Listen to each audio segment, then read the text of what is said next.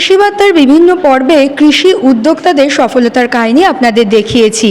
আজ আবারও সেরকম এক তথ্য নিয়ে আপনাদের সঙ্গে আমি দেবস্মিতা। কৃষি বার্তায় আপনাদের সকলকে জানাই স্বাগত। উত্তরবঙ্গে কৃষি উদ্যোক্তাদের পরিস্থিতি কী, সেই বিষয়ে বা প্রায় 90 জন কৃষি উদ্যোক্তাদের নিয়ে উত্তরবঙ্গ কৃষি বিশ্ববিদ্যালয়ে একটি অনুষ্ঠানের আয়োজন করা হয়েছিল।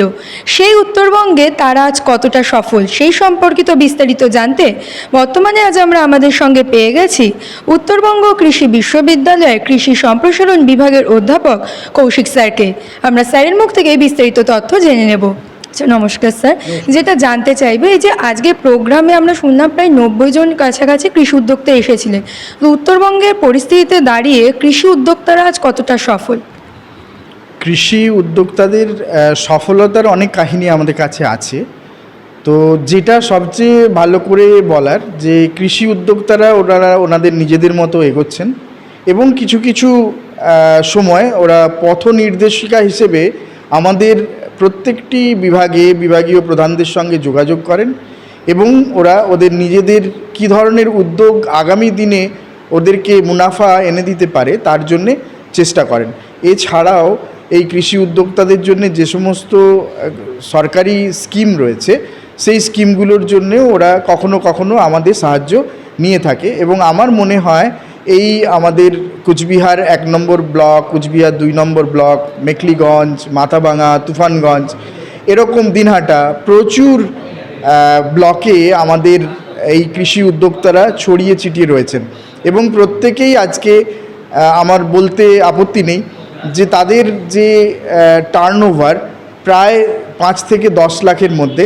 প্রত্যেকেই এই ধরনের বিভিন্ন রকমের কৃষি উদ্যোগ তারা নিয়েছে। কেউ কেউ আচার তৈরি করছেন, কেউ কেউ আবার টমেটো সস তৈরি করছেন, কেউ কেউ আবার দেখা যাচ্ছে যে বিভিন্ন রকমের ভালো জাতের এবং ভালো মানের বীজ তৈরি করছেন, কেউ কেউ আবার দেখা গেছে তারা বাঁশের তৈরি কিছু জিনিসপত্র তৈরি করে তাদেরকে ব্যবসায় রূপান্তরিত করেছেন।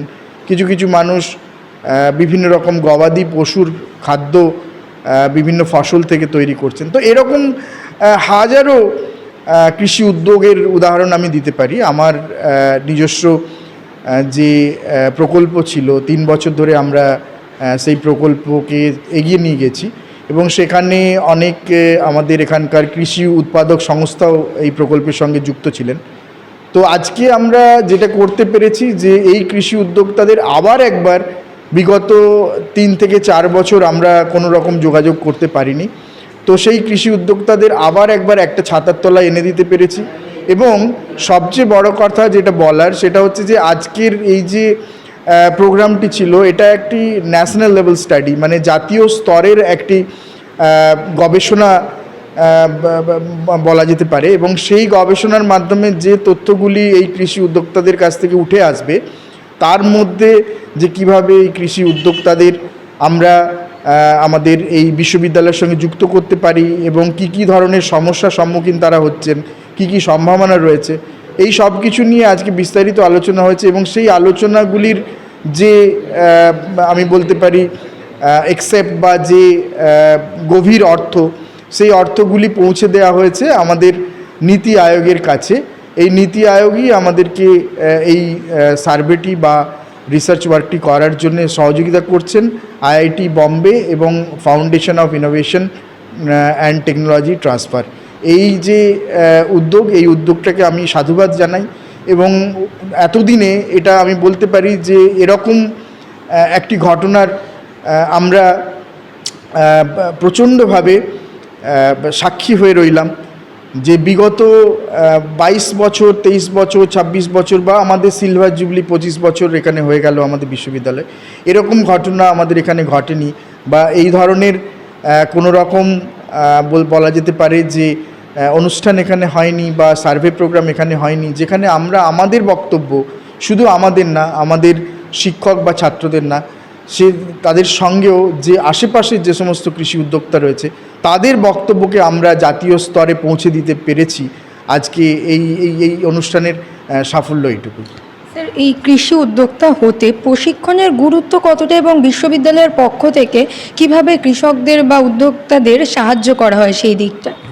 কৃষি প্রশিক্ষণের গুরুত্ব অনেকখানি রয়েছে, কারণ এখানে অনেকগুলি ধাপ রয়েছে। যে একজন কৃষি উদ্যোগী হতে গেলে প্রথমে আমাদের দরকার আছে একজন কৃষি উদ্যোগী হওয়ার জন্যে উদ্ভাবনী শক্তির প্রয়োজন রয়েছে। 2 নম্বর আমি বলতে পারি যে যেটাকে আমরা সবচেয়ে বেশি গুরুত্ব দিই, যে ঝুঁকি নেওয়ার ক্ষমতা।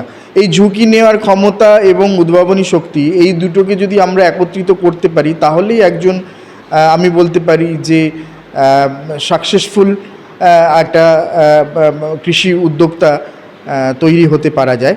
তো সেক্ষেত্রে এবং এই যে আগামী দিনে বা আমাদের বিগত দিনে এই বিশ্ববিদ্যালয় থেকে প্রচুর প্রশিক্ষণের আমরা ব্যবস্থা করেছি। আমরা বলতে পারি যে আজকে যাবতীয় যে সমস্ত উদ্যোগের কথা আমি বললাম, এই উদ্যোগগুলো কিন্তু ওনাদের কাছে জানা ছিল না।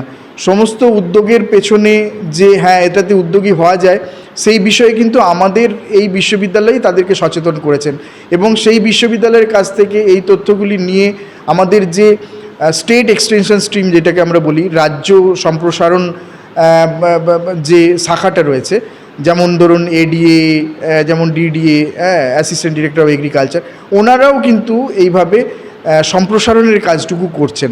তো আমরা গবেষণার মাধ্যমে দেখিয়ে দিয়েছি যে কোন কোন বিষয়ের ওপরে আমাদের আশেপাশের কৃষকরা কৃষি উদ্যোগী হতে পারেন এবং সেগুলি কতটা লাভজনক। আমরা এখানে গবেষণালব্ধ ফলের মাধ্যমে সেগুলোকে প্রমাণ করেছি এবং তাদের কাছে প্রশিক্ষণের মাধ্যমে পৌঁছে দিয়েছি। এছাড়াও আমরা এই প্রশিক্ষণগুলি অন্যান্য যে স্টেট ডিপার্টমেন্টের অফিসাররা রয়েছে তাদেরকেও দিয়েছি, এবং তারাও আগামী দিনে সেগুলোকে সম্প্রসারিত করছে কৃষি উদ্যোক্তাদের মধ্যে। এবং তার ফলেই আজকে যে আমাদের এই উত্তরবঙ্গের কৃষক, তারা কিন্তু আজকে কৃষক হিসেবে পরিচিত হতে চায় না, তারা কৃষি উদ্যোগী হিসেবে পরিচিত হতে চায়।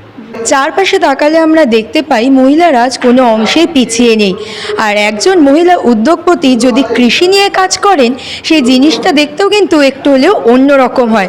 আমাদের চারপাশে দৈনন্দিনভাবে আমরা দেখতে পাই বিভিন্ন প্রয়োজনীয় উপাদান ছড়িয়ে ছিটিয়ে রয়েছে। এই বিষয়ে উত্তরবঙ্গের বেশ কিছু স্বনির্ভর গোষ্ঠীর মহিলারা কাজ করে চলেছেন বহুদিন যাবৎ। তারা কিভাবে এই কৃষি প্রোডাক্ট নিয়ে কাজ করছেন এবং আজকের দিনে দাঁড়িয়ে তারা কতটা সফল, আমরা সরাসরি তাদের মুখ থেকে শুনে নেব। আচ্ছা, নমস্কার। এই যে আমরা জানতে পারলাম এরকম একটা অন্যরকম উদ্যোগ, এই উদ্যোগটা নেওয়ার কারণ কি? প্রথমত আমি ভীষণ স্কিন প্রবলেমে একটা সময় আমি ভুগে চলেছি দীর্ঘদিন ধরে। তো কোনো কেমিক্যাল আমি টাচ করতে পারতাম না, আমার প্রবলেম হতো।